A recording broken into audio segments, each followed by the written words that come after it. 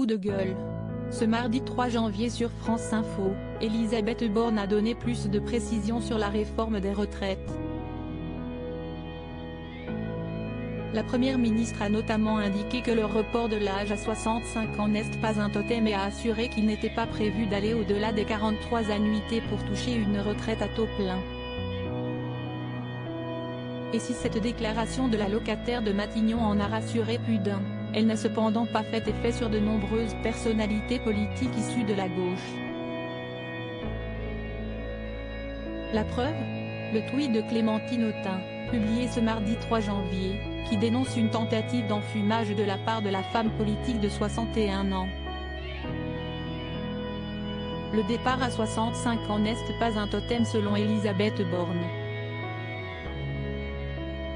Pour mieux faire avaler un départ à 63e dent avec le soutien des LR, a écrit la députée insoumise, avant d'alerter ses followers, ils avaient fait la même diversion en 2019 en retirant l'âge pivot. Pour nous et la majorité des Français, si estimons. Décidément, la réforme des retraites qui anime les débats politiques depuis plusieurs semaines n'a pas fini de faire parler. Supérieur à remaniement d'Emmanuel Macron, découvrez les ministres du gouvernement Borne. Elisabeth Borne prête à aller au bout de son idée, elle n'est pas du genre à reculer même si les contours de la loi sur la réforme des retraites sont de plus en plus clairs. Les arbitrages définitifs seront présentés par Elisabeth Borne, le 10 janvier prochain. Mais attention, selon certains observateurs, le climat social qui s'annonce pourrait coûter la place de la première ministre à Matignon. Néanmoins, malgré les craintes dans la majorité et les espoirs des oppositions, Elisabeth Borne garderait la tête froide et n'aurait pas le sentiment de jouer sa peau avec cette loi.